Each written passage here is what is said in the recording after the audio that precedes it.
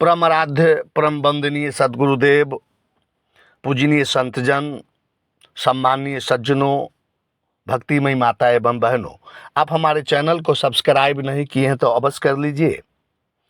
आज मैं आप लोगों के समक्ष सद्गुरु कबीर साहब रचित मूल ग्रंथ बीजज्ञ रामायणी 10 का विवेचन संक्षिप्त में रख रहा हूँ।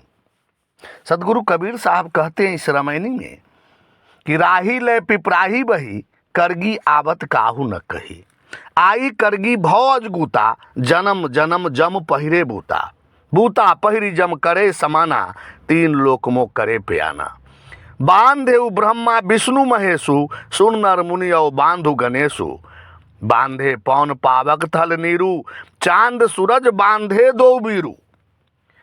राही यानी जीव, पथिक, संसार मार्गी जीव पीपल के पत्ते के समान चंचल नासमान की आसक्ति में पड़कर संसार में बह गया। पीपल के पत्ते को चंचल इसलिए कहा गया है कि पीपल का पत्ता का डंठल लंबा और कोमल होता है और हल्की हवा में भी वह हिलता डुलता रहता है। इसलिए इस जीव को पीपल की पत्ते की संज्ञा तुलना सद्गुरु कबीर साहब करते हैं कि जिस तरह पीपल के पत्ते हल्की हवा में भी हिलते डुलते रहते हैं, वैसे ही यह मन संसार के जीवों को भरमाता फिरता है। भवसागर के किनारे मनुष्य शरीर में आने पर भी किसी ने उसे यह सत्य ज्ञान की बात नहीं कही कि यह मन का ही चाल है, मन ही जीवों को भरमा रहा है। भवसागर के किनारे मानव शरीर में आकर भी उसका आश्चर्यजनक हाल हुआ कि भवसागर के पार न होकर उसी में गोता लगाना पसंद किया। जीवों के जन्म जन्मांतर से उसे फंसाने के लिए यमराज विभिन्न स्वांग रचता है, विभिन्न तरह का वेश धारण करता है।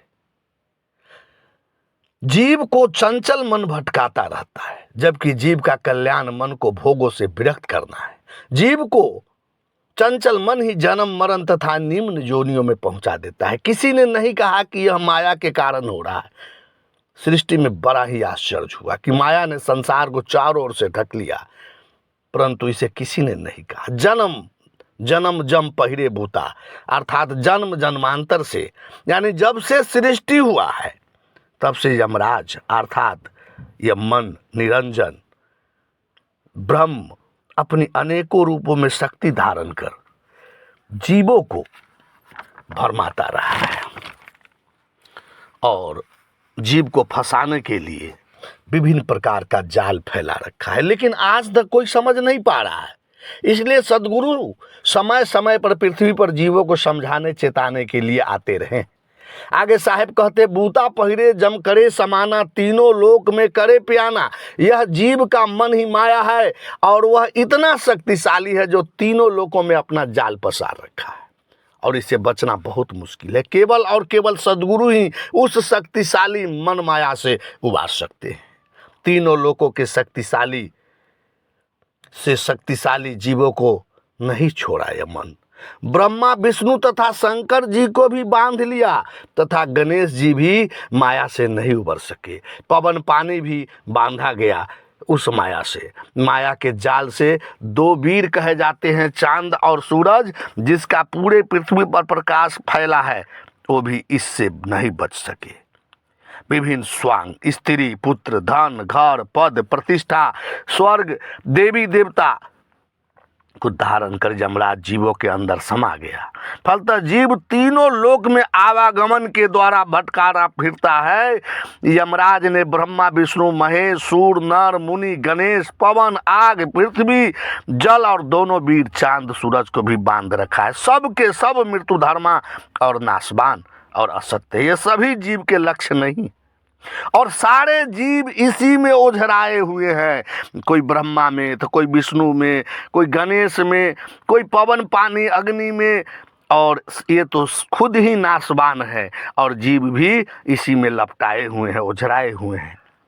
सदगुरु कबीर साहब कहते कि सांच मंत्र बांधे सब झाड़ी, अमृत वस्तु न जानई नारी। यमराज ने सभी सत्यबोधक उपदेशों को असत्य की आसक्ति और उपासना में बांध लिया है। असत्य में आसक्त परवश नारी तुल्य व्यक्ति सत्य अविनाशी आत्म तत्व को नहीं जान पाया। कहने का भाव है कि असत्य की आसक्ति और असत्य उपासनाओं में बौराए हुए लोगों को सत्यबोधक उपदेश नहीं सुहाता है और न वे सुनना चाहते हैं और न सुनते हैं।